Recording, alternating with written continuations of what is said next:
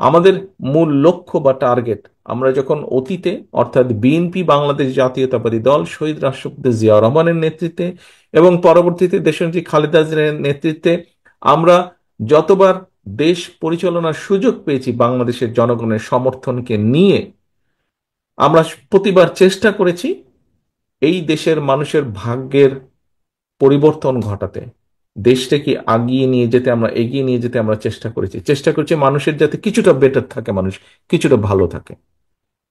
প্রিয় সহকর্মীবৃন্দ, আমি প্রায় একটি কথা বলি, আজকেও আপনাদের সামনে তুলে ধরতে চাই কথাটি। আপনাদের সাথে বিভিন্ন সময় বিভিন্ন পর্যায়ে আমার মিটিং হয়েছে বা কথাবার্তা যখন হয়েছে, ভিউজ এক্সচেঞ্জ হয়েছে, আপনারা আপনাদের বক্তব্যের এক পর্যায়ে প্রায় প্রত্যেকটা নেতাকর্মী কিন্তু, সেটি যে বিভাগ পর্যায়ে, জেলা পর্যায়ে, থানা পর্যায়ে, ইউনিয়ন পর্যায়ে, যখনই কথা হয়েছে একটি কথা বলেছেন, বাংলাদেশের মানুষ তাকিয়ে আছে বিএনপির দিকে বা বিএনপির কাছ থেকে তাদের ভালো বড় কিছু প্রত্যাশা। প্রিয় সহকর্মীবৃন্দ, কোটি কোটি মানুষের যখন প্রত্যাশা থাকে তখন সেই দায়িত্বটি কিন্তু অনেক বড় থাকে।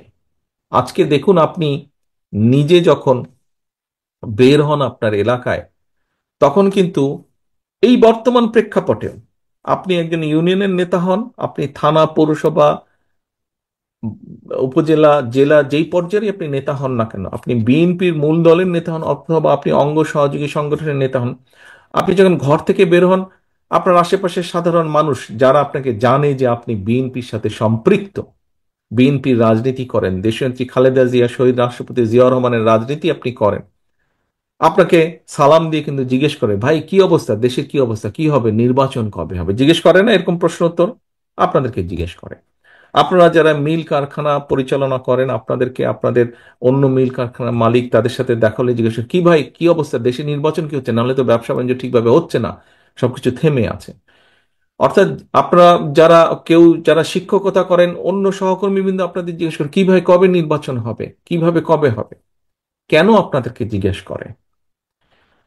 আর তো কাউকে জিজ্ঞেস করছে না, অন্য কাউকে জিজ্ঞেস করছে না, কিন্তু আপনাকে জিজ্ঞেস করছে, আপনি বিএনপির নেতা হিসাবে আপনাকে জিজ্ঞেস করছে বা বিএনপির কর্মী হিসাবে আপনাকে জিজ্ঞেস করছে। এ কারণেই জিজ্ঞেস করছে, কারণ প্রত্যাশাটাই আপনাদের কাছে, প্রত্যাশাটাই আপনাদের কাছে, তারা মনে করে যে হ্যাঁ, কিছু ভালো কিছু করতে পারলে বিএনপি করতে পারবে। অধিকাংশ মানুষের, আমি বলছি না 100%, বাট দেশের অধিকাংশ মানুষের এরকমই প্রত্যাশা, এরকমই বিশ্বাস, এরকমই ধারণা। এখন সহকর্মীবৃন্দ, আপনারা এখানে উপস্থিত প্রত্যেকে এক একজন রাজনৈতিক কর্মী। একজন রাজনৈতিক কর্মী অথবা একটি রাজনৈতিক দলের সবচেয়ে বড় সফলতা কি? আমার এই প্রায় 35 বছরের রাজনীতির অভিজ্ঞতার আলোকে আমি যেটা মনে করি, একজন রাজনৈতিক কর্মী বা রাজনৈতিক দলের সবচেয়ে বড় সফলতা হচ্ছে মানুষের আস্থা অর্জন। মানুষের আস্থা অর্জন, এই যে আপনি যখন বের হন, যেই কথাটি বললাম, আপনি যখন বের হন মানুষের সালাম পাচ্ছেন, আপনি দেখুন, আপনার নাম যদি ধরেন, আপনার নাম কাশেম, আপনার আশেপাশে সমাজের, আপনার সামাজিকভাবে আপনার আশেপাশে অনেক কাশেম আছে, কয়জন কাশেমকে দেখলে মানুষ দৌড়ে এসে সালাম দিচ্ছে অথবা কথা বলছে? কিন্তু আপনি কাশেম, আপনার সাথে কেন কথা বলছে, সালাম দিচ্ছে? বিকজ আপনি বিএনপি করেন, বিকজ আপনি বিএনপি করেন।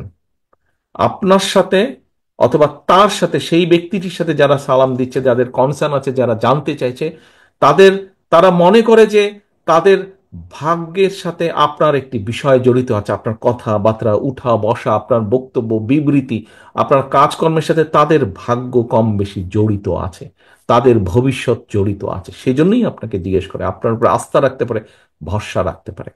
প্রিয় সহকর্মীবৃন্দ, আমার মূল যে কথাটি ছিল এখানে বলা, সেটি হচ্ছে যে এই যে আপনার উপর আস্থা ভরসা রাখছে, এই যে এটাই হচ্ছে আপনার সবচেয়ে বড় সফলতা একজন রাজনৈতিক কর্মী হিসাবে, যে মানুষ আপনার উপরে আস্থা রাখছে, বিশ্বাস করছে আপনাকে, একটি রাজনৈতিক দলের এই যে আপনারা কর্মসূচি ডাক দিলে, আমরা যখন কর্মসূচি ঘোষণা করি, হাজারো লক্ষ মানুষ সেই কর্মসূচিতে অংশগ্রহণ করে।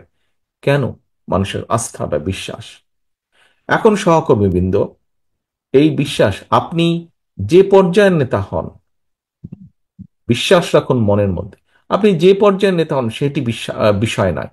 মূল বিষয় হচ্ছে জনগণ আপনার উপর আস্থা রাখে, সেটি 5 জন হোক, 50 জন হোক, 500 হোক, 5,000 হোক।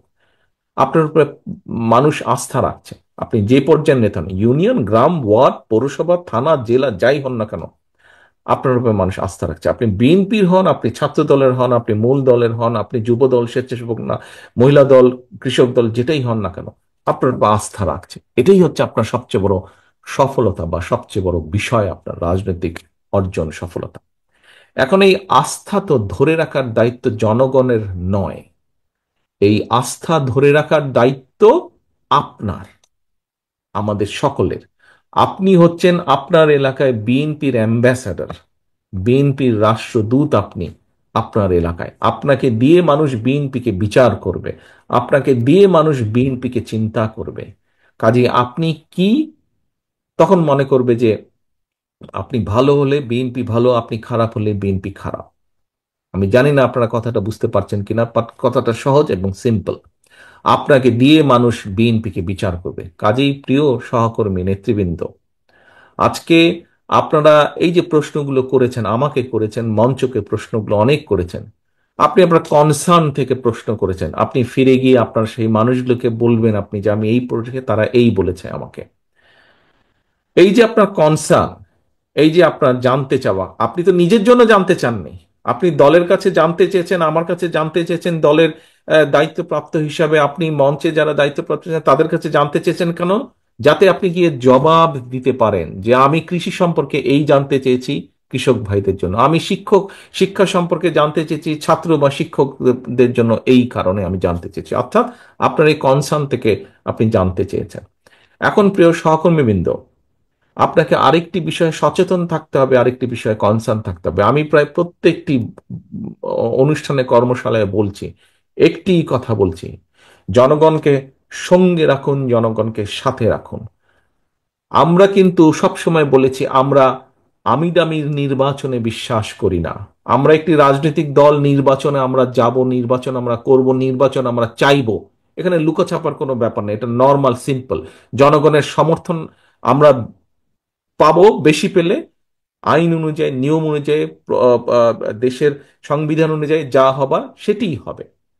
জনগণের সমর্থন ভিত্তিতে জনগণ যাকে বেশি সমর্থন দিবে তারা দেশ পরিচালনা করবে। অর্থাৎ আমরা নির্বাচন চাইবো, নির্বাচন চাওয়াটা কোনো অন্যায়ের বিষয় না, এটাই স্বাভাবিক।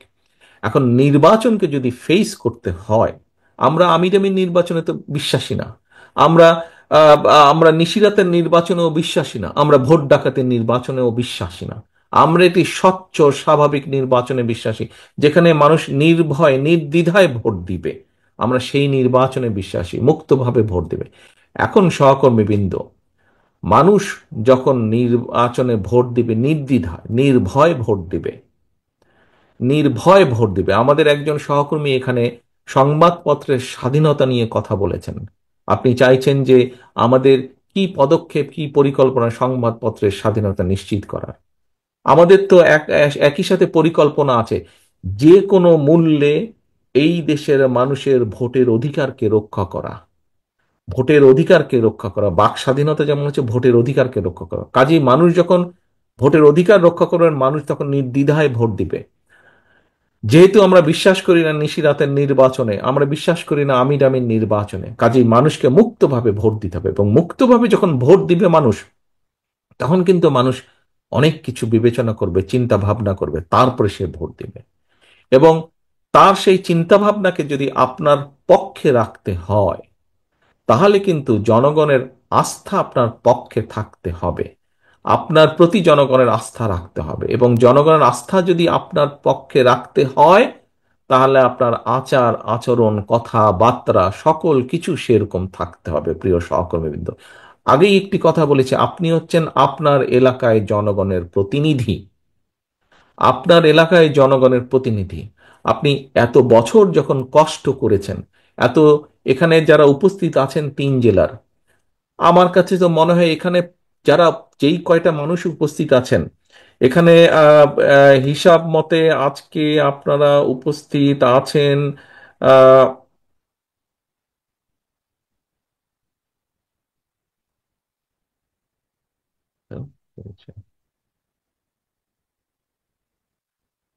আপনারা আজকে গাজীপুর থেকে, আমার হিসাবে আমি যে হিসাব পেয়েছি, গাজীপুর থেকে প্রায় 810 জন উপস্থিত আছেন, ঢাকা জেলায় আছেন 750 জন, নারায়ণগঞ্জে আছেন 965 জন মানুষ উপস্থিত আছেন। এই যে প্রায় 3000-এর কাছাকাছি মানুষ যে আপনারা উপস্থিত আছেন এখানে, বলে দেওয়া যায় মোটামুটি যে প্রত্যেকটা মানুষের বিরুদ্ধে না হলেও একটি করে হলো, এই স্বৈরাচারের আমলে একটি করে হলো মিথ্যা বা গায়েবী মামলা আছে, মিনিমাম আছে না? প্রত্যেকটি মানুষের নামে আপনাদের আছে। এই যে হাত তুলেছে সবাই, না গাজীপুর থেকে আছে। এখন প্রিয় সহকর্মী, এই যে ঢাকা জেলা থেকে হাত তুলেছে, আহ নারায়ণগঞ্জ থেকে হাত তুলেছে, প্রত্যেকটা মানুষ। এখন এই যে বিগত 15 বছর আপনারা এত অত্যাচার, নির্যাতন, মিথ্যা মামলা, গায়েবী মামলা সহ্য করেছেন। আমাদের বহু নেতাকর্মী আছেন, বহু নেতাকর্মী আছে যাদের স্বজন মারা গিয়েছে, আপনজন বাবা মা মারা গিয়েছে, তাদেরকে হ্যান্ডকাফ পরিয়ে জানাজায় নিয়ে গেছে। আমাদের সহকর্মীবৃন্দ হ্যান্ডকাফ পরা অবস্থায় হাসপাতালে ফ্লোরে মৃত্যুবরণ করেছে। আমাদের সহকর্মীবৃন্দ হাত করা অবস্থায় জেলের ভিতরে মৃত্যুবরণ করেছে। যেই দলের নেতাকর্মীরা এত অত্যাচার নির্যাতন সহ্য করে এই পর্যন্ত আপনারা এসেছেন, এই পর্যন্ত দলের ঐক্যকে ধরে রেখেছেন, এই পর্যন্ত জনগণের আস্থাকে ধরে রেখেছেন, আমাদের ভেতরে যদি কেউ নিজের স্বার্থ হাসিলের জন্য এই আস্থাকে আঘাত করে, এই আস্থাকে, বিশ্বাসকে, জনগণের আস্থা বিশ্বাসকে নষ্ট করে নিজের স্বার্থ সিদ্ধির জন্য, ব্যক্তিগত স্বার্থ সিদ্ধির জন্য, আমার অনুরোধ থাকবে আপনাদের সহকর্মী হিসেবে, প্রত্যেকের কাছে অনুরোধ থাকবে, আপনাদের নেতা হিসেবে আপনাদের প্রত্যেকের প্রতি আমার নির্দেশনা থাকবে, শক্ত হাতে সেই লোকগুলোকে দমন করতে হবে। আপনাদের শক্ত হাতে সেই লোকগুলোর বিরুদ্ধে আপনাদেরকে ব্যবস্থা নিতে হবে। কেন নিতে হবে, কেন আপনাদেরকে এই কথাটি বলছি? আগেই বলেছি, 3 জেলার আপনারা যারা এখানে উপস্থিত আছেন, প্রত্যেকে আপনারা কিন্তু আজকে এখানে নেতা হিসাবে উপস্থিত হয়েছেন। এই যে কর্মশালায় উপস্থিত হয়েছেন, নেতা হিসাবে উপস্থিত হয়েছেন। আপনার অধীনস্থ অনেক নেতাকর্মী আছে, প্রত্যেককে আপনাদের খেয়াল রাখতে হবে। তাদের অধীনে আবার যারা আছে, খেয়াল রাখতে হবে যাতে নিজের স্বার্থ হাসিলের জন্য দলের সুনাম কেউ নষ্ট করতে না পারে, নষ্ট করতে না পারে, এটি খেয়াল রাখতে হবে। প্রিয় সহকর্মী, প্রত্যেক জায়গায় আমি এই কথা বলছি। আরেকটি কথা আপনাদের সামনে উল্লেখ করতে চাই। দেখুন, স্বৈরাচার, আপনারা এখানে পোড় খাওয়া প্রত্যেকে রাজনীতিবিদ, প্রত্যেকে পোড় খাওয়া রাজনীতিবিদ। হ্যাঁ, আমরা আজকে 31 দফা নিয়ে আলোচনা করেছি। 31 দফা নিয়ে আমরা 31 দফার ভিতরে আমরা দেশের শিক্ষা নিয়ে আলোচনা করেছি, দেশের মানুষের স্বাস্থ্য নিয়ে আলোচনা করেছি, দেশের যুবকদের, ভবিষ্যৎ প্রজন্মের কর্মসংস্থান নিয়ে আমরা কম বেশি আলোচনা করেছি, দেশের শিল্প নিয়ে আমরা আলোচনা করেছি, কৃষি নিয়ে, মহিলা নারী সমাজকে নিয়ে আমরা আলোচনা করেছি। প্রত্যেকটি, প্রায় অলমোস্ট প্রত্যেকটি কম বেশি সাবজেক্ট নিয়ে আলোচনা করেছি। এখন আমরা যদি রাষ্ট্র মেরামত করতে চাই, আমরা যদি আমাদের এই কর্মসূচিগুলি, পরিকল্পনাগুলো যদি আমরা সফল করতে চাই, এগুলি বাস্তবায়ন আমরা করতে চাই, তাহলে অবশ্যই আমাদেরকে রাষ্ট্র ক্ষমতায় যেতে হবে জনগণের সমর্থন নিয়ে। তাহলে অবশ্যই আমাদেরকে সরকার গঠন করতে হবে জনগণের সমর্থনকে নিয়ে, সহকর্মী বৃন্দ। তা না হলে, আমরা যদি সেটি করতে সক্ষম না হই, আমাদের এতদিনের আন্দোলন ব্যর্থ হয়ে যাবে। আমরা যদি সেটা করতে সক্ষম না হই, তাহলে আমাদের এই যে সারাদিনের আলোচনা সভা, এইটি কর্মশালা, এটি আমাদের ব্যর্থ হয়ে যাবে।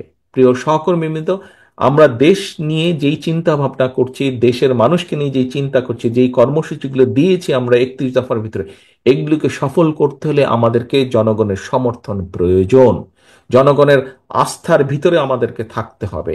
এবং সে কারণে আমাদের প্রত্যেককে আমাদের অবস্থান থেকে যেটি সঠিক সেই কাজটি করতে হবে, যেটি অনৈতিক, যেটি খারাপ কাজ, সেটিকে আমাদের ত্যাগ করতে হবে, সেটির বিরুদ্ধে আমাদের প্রতিবাদ গড়ে তুলতে হবে, সেটির বিরুদ্ধে আমাদেরকে শক্ত অবস্থান নিতে হবে। কিছুক্ষণ আগে একটি কথা বলেছিলাম যে রাজনীতিবিদ হিসেবে, রাজনৈতিক কর্মী হিসেবে, রাজনৈতিক দল হিসেবে সফলতা কি? পিছনে যখন জনগণ থাকে। আপনারা প্রত্যেকেই কম বেশি জীবনে বহু মিছিল করেছেন। আপনি যখন মিছিল নিয়ে যান, মাঝে মাঝে কিন্তু আপনি পিছনে থাকেন, আরে ভাই আমার মিছিলটা কত বড় একটু দেখি তো। যখন দেখেন মিছিলটা আপনার প্রত্যাশার চেয়ে বড়, আপনার নিজের মনটা, কলিজাটা বড় হয়ে যায় না?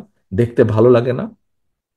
তাহলে এখন ভাইরা, সহকর্মীবৃন্দ, কেন আপনি মিছিলটি ছোট করতে চাইবেন? প্রতিপক্ষের মিছিল, প্রতিপক্ষ বলতে দলের ভিতরে বোঝাচ্ছি না, প্রতিপক্ষ বলতে অন্য রাজনৈতিক দলের সমাবেশ যখন দেখি ছোট, যাদেরকে আমরা মনে মনে ভাবি যে এটা তো আমার দল না, অন্য দলের মিটিং, এটা অন্য দল, আমার প্রতিপক্ষ রাজনৈতিক দল, যখন দেখি তাদের মিটিংটা ছোট, যখন দেখি তাদের জনসমাবেশ ছোট, যখন দেখি তাদের প্রসেশনটা, মিছিলটা ছোট, নিজেদের মনে তো একটু আনন্দ লাগে, তাই না? যে আমাদেরটা বড় ছিল, বিএনপিরটা বড় ছিল, বিএনপির মিছিল, বিএনপির মিটিং বড় ছিল। সহকর্মীবৃন্দ, আজকে আমাদেরকে প্রতিজ্ঞা করতে হবে কর্মশালা শেষে, আমরা যেমন এই কর্মশালার পরে আপনাদেরকে গ্রামে গ্রামে, ওয়ার্ডে ওয়ার্ডে, ঘরে ঘরে যেতে হবে 31 দফা নিয়ে, একইভাবে আমাদেরকে প্রতিজ্ঞা করতে হবে, শপথ নিতে হবে আজকের এই অনুষ্ঠানে, যে আমরা যাওয়ার সাথে সাথে, 31 দফাকে নিয়ে যাওয়ার সাথে সাথে আমরা জনগণের সমর্থনকে যে কোনো মূল্যে ধরে রাখতে হবে।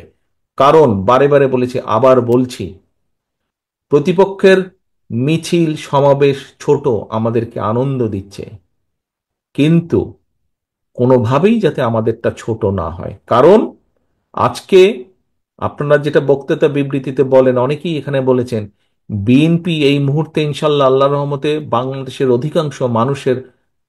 অধিকাংশ মানুষের সমর্থন এনজয় করছে।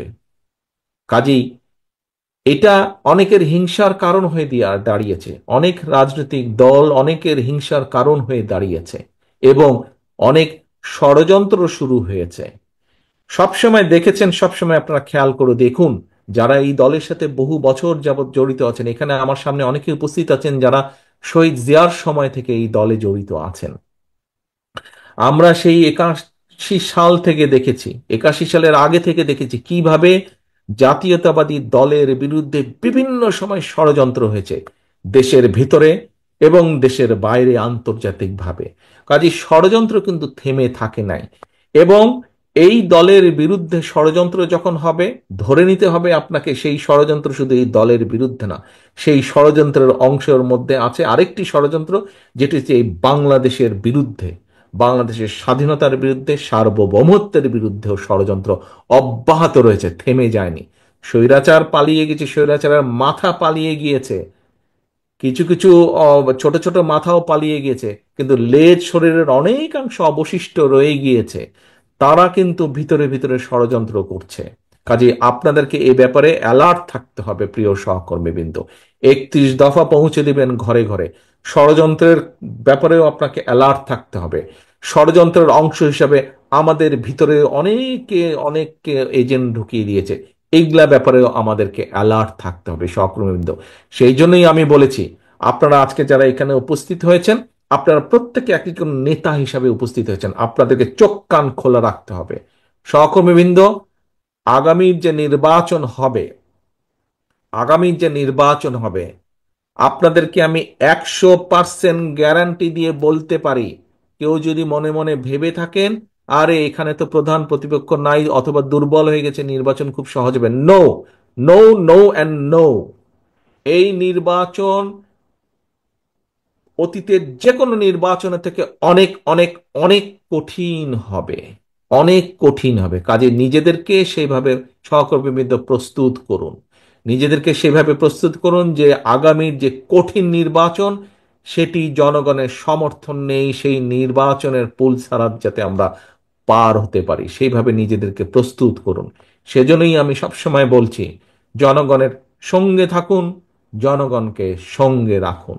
প্রিয় সহকর্মীবৃন্দ, আমরা জনগণকে সাথে নিয়ে বিগত 16-17 বছরের স্বৈরাচারকে পালিয়ে যেতে বাধ্য করেছি, জনগণের সমর্থন নিয়ে, জনগণকে সাথে নিয়ে।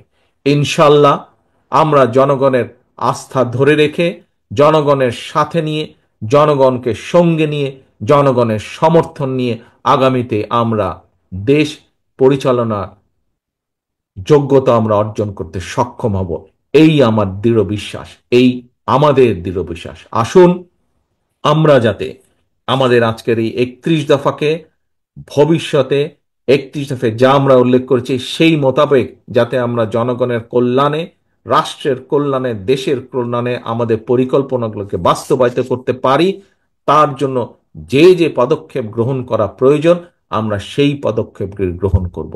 পরিশেষে বক্তব্য শেষ করার আগে একটি কথা দিয়ে শেষ করতে চাই, জনগণের সঙ্গে থাকুন, জনগণকে সঙ্গে রাখুন। সহকর্মীবৃন্দ, আল্লাহ হাফেজ। বাংলাদেশ জিন্দাবাদ, বাংলাদেশ জাতীয়তাবাদী দল জিন্দাবাদ।